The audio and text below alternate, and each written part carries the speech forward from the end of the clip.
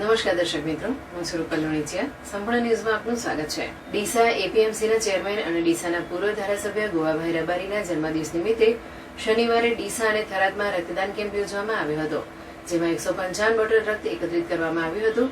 આ ઉપરાંત વિવિધ ગૌશાળામાં ગૌપૂજન અને ઘાસચારો તેમજ ડીસામાં છાશ વિતરણ કરવામાં આવ્યું હતું. રબારી સમાજના આગેવાન, ડીસા એપીએમસીના ચેરમેન અને ડીસાના પૂર્વ ધારાસભ્ય ગોવાભાઈ રબારીના જન્મદિવસની શનિવારે ડીસા એપીએમસી સ્થિત વેપારીમાં રક્તદાન કેમ્પનું આયોજન કરવામાં આવ્યું હતું, જેમાં મોટી સંખ્યામાં યુવાનોએ ઉપસ્થિત રહી ઉત્સાહભેર રક્તદાન કરતા 155 બોટલ રક્ત એકત્રિત કરવામાં આવ્યું હતું. આ ઉપરાંત થરાદ રબારી સમાજ દ્વારા પણ થરાદ ખાતે રક્તદાન કેમ્પ યોજવામાં આવ્યો હતો, જેમાં 71 બોટલ રક્ત એકત્રિત કરવામાં આવ્યું હતું. ડીસા અને થરાદ મળી 226 બોટલ રક્ત એકત્રિત કરવામાં આવ્યું હતું.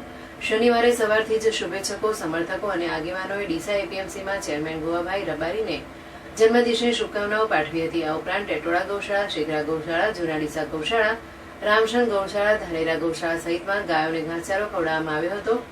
આ પ્રસંગે રાજ્યસભાના પૂર્વ સાંસદ દિનેશભાઈ અનાવાડિયા, ડીસાના ધારાસભ્ય પ્રવીણભાઈ માળી, પૂર્વ ધારાસભ્ય શશિકાંત પંડ્યા, ગુજરાત વેર હાઉસિંગ બોર્ડના પૂર્વ ચેરમેન મગનલાલ માળી, ડીસા નગરપાલિકા પ્રમુખ સંગીતાબેન દવે, તાલુકા ભાજપ પ્રમુખ બાદરસિંહ વાઘેલા, પૂર્વ મહામંત્રી હિતેશભાઈ ચૌધરી, તાલુકા સંઘ પ્રમુખ પ્રતિકભાઈ પઢિયાર, જિલ્લા ભાજપ પૂર્વ મહામંત્રી અમૃતભાઈ દવે, એપીએમસીના વાઇસ ચેરમેન અર્જણભાઈ પટેલ સહિત એપીએમસીના ડિરેક્ટરો, રાજકીય સહકારી આગેવાનો, વેપારીઓ, ખેડૂતો અને યુવાનોએ મોટી સંખ્યામાં ઉપસ્થિત રહી ડીસા એપીએમસીના ચેરમેન અને પૂર્વ ધારાસભ્ય ગોવાભાઈ રબારીને જન્મદિવસની ખૂબ ખૂબ શુભેચ્છાઓ પાઠવી હતી.